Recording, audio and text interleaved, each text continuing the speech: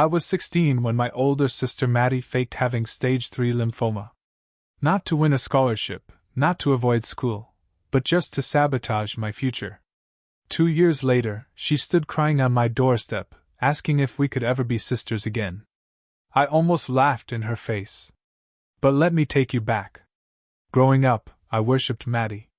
I mirrored everything she did, her fashion choices, her hobbies, even how she styled her hair. I thought it would bring us closer. But Maddie didn't want a sister. She wanted an opponent she could beat, over and over again. Every time she came home with a ribbon for gymnastics or a trophy for debate, she'd shove it in my face and say, "Bet you can never do this, huh?" I'd hug her anyway, tell her I was proud. I thought if I was supportive enough, kind enough, she'd finally see me as her equal. But I was wrong. My 12th birthday changed everything. Our parents got me a neon pink Schwinn bike, the exact one Maddie had circled in a catalog years ago. My first instinct? Run to her room and ask if she wanted to be the first to ride it. Her face didn't twitch. She smiled wide, said, "Of course." I wheeled it outside to the driveway. She climbed on, but instead of riding, she hurled it into the road. A delivery truck crushed it flat seconds later. I stood there, shaking, blinking at the shattered frame. Maddie walked away without a word. That's when something in me broke. That's when I stopped telling her about my wins. My parents didn't know half of what I achieved after that. I became a ghost in my own house, quiet, careful, secretive. Because if I was visible, she would find a way to ruin me. Still, when I was 14 and won gold at the regional 10K, Maddie overheard our parents talking about it. I braced myself. But instead of a tantrum, she asked if she could come to the awards ceremony. I said yes. I thought maybe she was trying to turn a new page. The day of the ceremony, they announced winners from last to first. I held my breath, waiting for my name. Then, right before the coach called it, Maddie collapsed. Hard. Right there in the middle of the auditorium. Screaming. Unconscious. Paramedics were called. The whole crowd was on edge. And when she finally came to, she announced, "Oops. Just low blood sugar." It wasn't just the ceremony she ruined. It was the last thread of hope I had. I stopped telling anyone anything. Not my parents, not my cousins, not even my best friend. But when I got into Fairmont University, an Ivy League school that had been my dream since I was 10, I let myself believe I was safe. Maddie had moved out. She couldn't touch this. Until the very next morning, when my mom burst into my room, tears down her face, whispering, "Maddie has cancer. She's moving back in. She needs your room." They handed me garbage bags for my things. No discussion. And I knew instantly, without a shred of doubt, she was lying. Her hair was shaved bald that same day. But I'd seen a Snapchat photo just weeks earlier, her hair long, golden, and blowing in the wind. Suddenly, she was tired all the time. Suddenly, she had treatment appointments. Suddenly, I was sleeping on the sofa. 2 weeks later, she hosted a bravery bash in our living room. She invited classmates, relatives, even girls from my physics class. And that's where I broke my silence. Halfway through her practice speech, I clinked my Fanta glass and stood up. "Maddie, say a few words, we're so proud of you." She started reciting the exact script I'd heard her whisper in the bathroom mirror. I walked up, smiled sweetly, gave her a hug, and then peeled off her bald cap. Her real hair fell in golden waves down her back. Gasps. Screams. Chaos. Then I turned on the TV. A video played. Her rehearsing. Crying on cue. Practicing the exact speech she was now fake crying through. She didn't deny it. She ran. But I wasn't done, not even close. My mom slapped me the next morning. Not screamed. Not yelled. Slapped. Right across the cheek. The sting didn't surprise me, but the words did. "How dare you humiliate your sister while she's battling cancer?" She believed her. They all did. Maddie told them I had ripped off her very expensive hair extensions, Realistic ones, she claimed, because she didn't want people to pity her. She said she wore the bald cap by choice. That she wasn't trying to fake illness, she was trying to protect her dignity. And my parents bought every word. I watched them cry over her fake appointment schedules and her forged test results, printed on paper that looked so real it scared me. Maddie had even watermarked the documents. I don't know where she got the templates, maybe some online generator or a friend in nursing school, but she presented them like trophies. She accused me of jealousy, told them I was unstable, claimed I had a pattern of attention-seeking behavior. My mom nodded. My dad looked gutted. A week later, they made me attend therapy. Not for grief. Not for support. For narcissistic personality disorder. They said the therapist could help realign my empathy. Every session felt like a trap. The woman, kind eyes, clinical smile, would ask, "Why do you feel the need to sabotage your sister?" I'd try to explain the truth. That Maddie was lying. That the records were fake. But the more I explained, the more I sounded delusional. "I hear a lot of deflection," she'd say, scribbling something in her notebook. "Let's talk about your jealousy." It was gaslighting at a nuclear level. And Maddie? She played the role of saintly victim flawlessly. At home, she'd host little sympathy gatherings. Relatives brought flowers. Teachers sent care packages. And me? I was cast as the resentful sister who couldn't handle not being the center of attention. But Maddie slipped. She always did. One day, she claimed she had chemo scheduled at 9 a.m. on a Tuesday. But that same afternoon, she posted a boomerang of herself sipping Starbucks at the mall. Her makeup flawless. Hair curled. Outfit perfect. I screenshotted immediately. My evidence folder was growing by the day. Still, my parents didn't listen. Then came the final straw. I came home late from school after working on a project. Walked into my room, and froze. My laptop, the one with my college documents, essays, and backups, was shattered. The screen was spiderwebbed. The keyboard looked like it had been stomped on. My heart dropped into my stomach. All my work, gone. Years of notes, personal statements, scholarship drafts. Destroyed. In the kitchen, Maddie was making tea. She looked up and smiled sweetly. "Tech these days, so unreliable," she said, stirring her mug. Then, without breaking eye contact, she added, "You backed up your college files somewhere, right?" That's when I knew I was at war. Over the next week, I became a machine. I rewrote every essay from memory. Begged teachers for extensions. Some believed me. Others didn't. Rumors spread that I'd attacked my sister at her support party. My desk got quieter. My lunch table emptier. Then the letter came. Fairmont University, the school I'd worked for my entire life, sent a notice. Someone had submitted an anonymous report of concerning behavior. Allegations of bullying a terminally ill family member. They would be reviewing my application status. That letter felt like a death sentence. I knew it was Maddie. But she was clever. The report was anonymous. Written in clean, formal language. But I recognized her fingerprints. The phrasing, pattern of unstable emotional expression, was something she'd once used to describe me in therapy. Her voice echoed through every passive-aggressive sentence. I needed more than screenshots now. I needed undeniable proof. So, I got creative. I ordered 3 mini voice recorders online, tiny enough to fit behind picture frames, under tables, between books.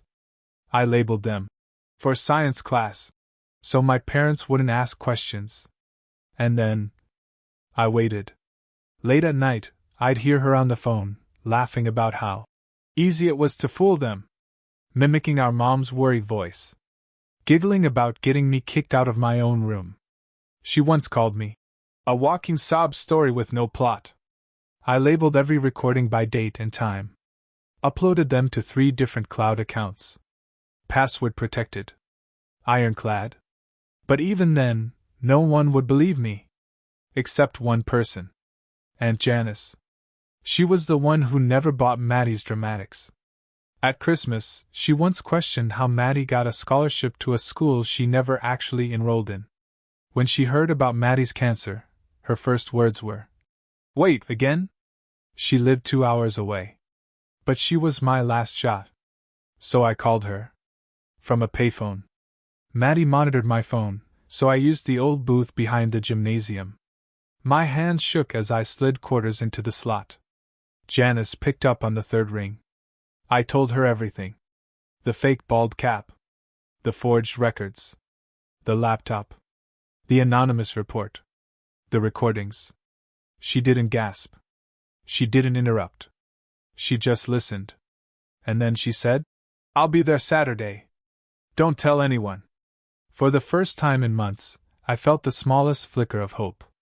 But when I got home that Friday, the recorders were gone. Every single one. The hiding spots were empty.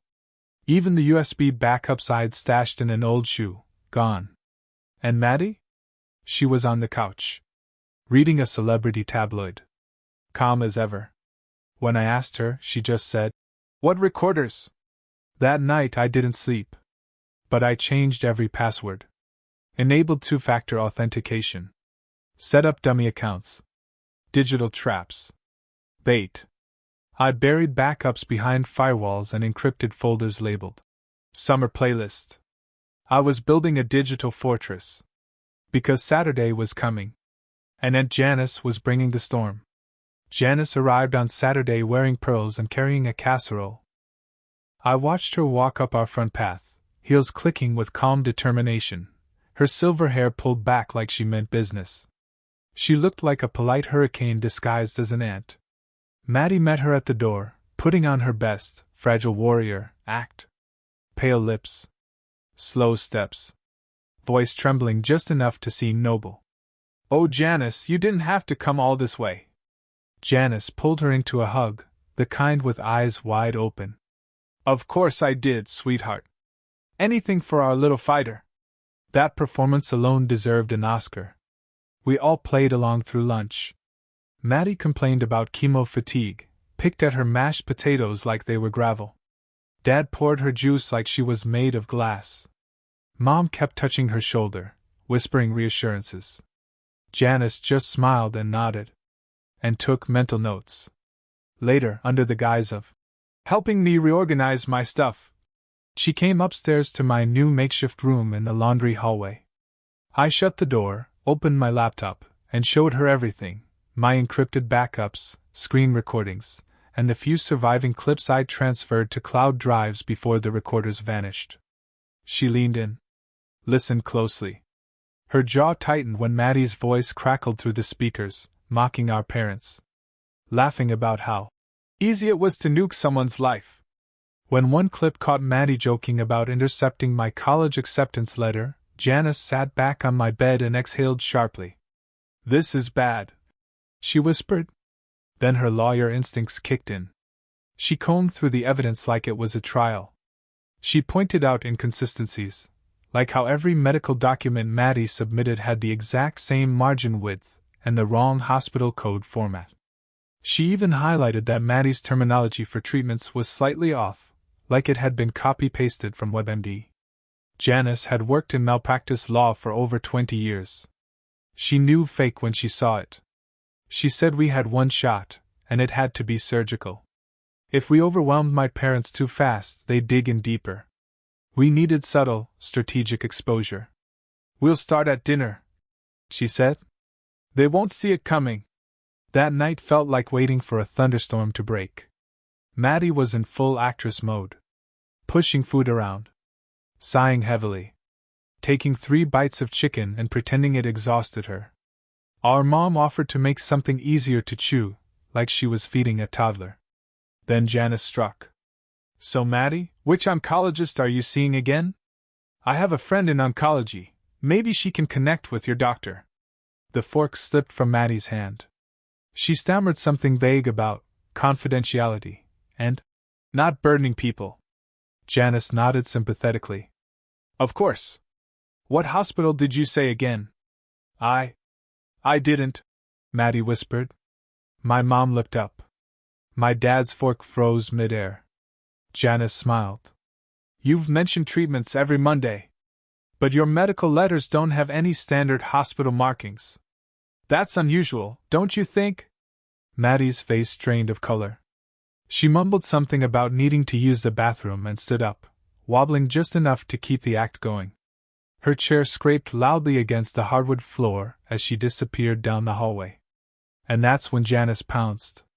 She pulled out her tablet and showed my parents the backup folder, time-stamped recordings, screenshots, calendar discrepancies. A spreadsheet cross-referencing each of Maddie's lies. At first, they didn't want to look. Mom stared at her plate. Dad clenched his fists. But Janice didn't let up. She's lying. All of it. Your daughter does not have cancer. But she's doing real damage to your other daughter. Then she pressed play. Maddie's voice filled the room. God, you should have seen her face when they gave me her room. She looked like an orphan in a soap opera. The silence afterward was unbearable. Then came the gasp. My mother covered her mouth. My dad stood up so fast his chair fell over. When Maddie walked back in and saw us all staring, she froze. Why are you looking at me like that? No one answered. Then Dad asked, calmly and clearly, Do you have cancer, Maddie? She blinked. Tears welled. And then, she snapped. You all love her more than me. I was the firstborn. Everything I did, she copied. She stole my spotlight. My friends. My life. Her words turned to screams. She lunged across the table, grabbing at my hair. Mom stepped between us and took a slash to her arm. Blood welled up instantly. Maddie was hysterical. Screaming. Crying. Thrashing. Janice called 911 with perfect calm. We need assistance. Mental health crisis. One injured. Please hurry. The police and EMTs arrived in minutes. Maddie was restrained, sobbing that we were ruining her life. As they took her away, strapped to a gurney, she locked eyes with me and hissed. This isn't over. The house was silent when the ambulance left. Blood dripped from Mom's sleeve. Dad stood frozen. Janice just whispered, Now they know. But it was far from over. After Maddie was taken away, our house collapsed into a vacuum. The silence wasn't peaceful, it was haunted. Like someone had detonated a bomb that only hit our family's sense of trust. My mom needed 8 stitches on her arm. She didn't even flinch when the doctor injected the numbing agent. She just stared at the wall, eyes wide and dry. I don't think she blinked for 5 minutes straight. Dad drove us home that night without speaking. The hum of the tires on asphalt was the only sound. At one point, I looked down and realized I was still wearing the same shirt from dinner, splattered with sauce and my sister's DNA. I wanted to scream but couldn't open my mouth. At 2 a.m., we sat at the kitchen table, and my parents finally looked at me. Like actually saw me. My mother whispered, We owe you an apology. And then she broke. The kind of crying where the soul sounds like it's unraveling. Dad kept shaking his head, over and over, muttering about how blind he'd been. That's when I told them everything. The birthday bike. The ruined cross-country award. The fake collapse. The laptop. The whisper campaigns. The bleach-drenched prom dress. Each confession hit them like a slap. By the end, my dad looked 20 years older. He got to work the next morning like a man possessed, calling treatment centers, researching personality disorders, creating a spreadsheet to compare options. Meanwhile, I had to piece my life back together with the same exhausted resolve of someone rebuilding after a hurricane. I contacted Fairmont University with the evidence, audio files, a letter from Aunt Janice, and session notes from the therapist they'd once forced me to see. The admissions director called me personally. We're deeply sorry, she said. Your offer stands. You've been through more than most adults do in a lifetime. That should have been the end. But the storm wasn't finished. When Maddie came home from psychiatric observation 3 days later, she didn't say a word. Just glared at me from the doorway, eyes empty and sunken. The therapist diagnosed her with narcissistic personality disorder and antisocial features. She needed long-term treatment. Twice a week minimum. Our home split into two halves, my reality and her performance. I installed a deadbolt on my bedroom door. Mom didn't even ask why, she helped pick it out at the hardware store. I started keeping everything in a fireproof safe. Laptop. College forms. Even my favorite necklace. The safe code? My birthday. A date Maddie had always resented. But one evening, I found her in my room again. The safe was untouched, but my acceptance letter was crumpled, as if she'd been gripping it too hard. I just needed a pen, she said with dead eyes. I didn't respond. I just added another lock. My parents finally agreed, she needed separation. We met with her therapist for a family session. Maddie sat there, arms crossed, smirking like she was watching a rerun of a soap opera. But when the therapist asked, "Are you ready to take accountability?" something cracked. Maddie didn't cry. She didn't yell. She just said, "I don't want to be this person anymore." That might have been the first true sentence I'd ever heard her say. She agreed to residential treatment. A 6-month program nestled in the woods of northern Vermont. No phones. No visitors. Weekly family therapy over Zoom. When we dropped her off, she didn't say goodbye to me. She hugged our parents like it was the last time. And me? I just stood there. I didn't need her hug. What I needed was my life back. That summer, things shifted. Slowly. Like a house breathing again after a fire. I got my room back. Our dinners felt real, like actual conversations, not emotional hostage situations. I joined the yearbook committee, tutored in math, and for the first time in years I exhaled. Then came the letter. Handwritten. Neat. No manipulation. It said, "I'm sorry I became the villain in your story. I know I stole more than a room or an award. I stole your peace. I can't fix the past. But I'm trying to fix me. I don't expect forgiveness. Just that you know I'm trying." I didn't write back. But I folded the letter and kept it. Because something inside me, some fragile hope, wanted to believe that people could change. 6 months passed. Maddie was still in treatment, and the house felt like it had finally exhaled after years of holding its breath. My parents and I fell into a rhythm that was painfully normal. Quiet dinners. Game nights. Conversations that didn't spiral into accusations or silence. I stopped checking over my shoulder. I started sleeping through the night. And then, graduation. I walked across the stage to collect my diploma, my name echoing through the auditorium, and the applause felt like absolution. I spotted my mom in the third row, dabbing at her eyes while my dad hooped like he was at a football game. Aunt Janice had her camera out, snapping photos like she was documenting a national event. When it was over, I found them in the crowd, arms open.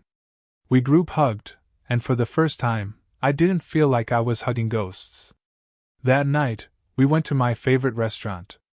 Halfway through the appetizers, my mom's phone rang. It was the treatment center. Maddie wanted to speak with me. My parents went quiet. They didn't push. Just handed me the phone and waited. "Hey," she said. Just one word. But it didn't sound like poison this time. She told me she'd heard about my scholarship. "You earned that," she said. "I'm proud of you." I was too stunned to reply. Not sarcastic. Not condescending. Just proud. The call only lasted 5 minutes. But it was the longest we'd spoken without venom in years. 2 months later, she sent me a necklace. A delicate silver chain with my birthstone and a tiny engraved tag, "For your new beginning." The receipt said it had come from the center's craft program. There was no dramatic note. No manipulative guilt trip. Just a simple gesture. I didn't wear it. But I packed it. Because maybe, not now, not soon, but someday, I'd be ready to. College was everything I'd hoped for: freedom, friends, and a world where no one knew my past unless I wanted them to. I studied hard. Laughed harder. Fell asleep without worrying about who might be plotting against me just one door away. Meanwhile, Maddie transitioned to independent living, a small studio near the bookstore where she'd started working part-time. She cooked her own meals. Took online classes. Followed rules. Attended weekly therapy. My parents visited her now and then. At first, they were cautious. But over time, their voices lightened when they spoke of her. She was showing up. Doing the work. Owning the damage. I still kept my distance. But one weekend when I was home, she invited us over for dinner. Her place was spotless. The pasta was overcooked, but no one complained. She didn't try to dominate the conversation. She didn't cry or manipulate. She just hosted. At the end of the night, she asked to speak with me alone. We sat on her tiny porch, the summer breeze lifting strands of her hair. For a second, it almost felt like we were kids again, before jealousy turned her into something unrecognizable. She said she knew she'd stolen years from me. That she didn't expect things to go back to normal. But I want to be better going forward. That's all I can promise. I told her I appreciated that. But trust? That would take time. She nodded. Time I'm willing to give. A year later, I graduated college. She came to the ceremony. Took photos without making it about her. Even helped me move into my first apartment afterward. She handed me a small gift before I left, a framed photo of us as kids. Grinning in matching sparkly dresses. Sisters, before everything went wrong. She'd written on the back, we didn't get the childhood we deserved. But maybe we can build the adulthood we choose. I hung it in my office. Not front and center. But visible. Like a bookmark between what was and what could be. We text now. Not every day. But enough. Sometimes healing doesn't roar in like a storm. Sometimes it just walks through the door carrying pasta and asks, "Can we start again?" And sometimes the answer is maybe.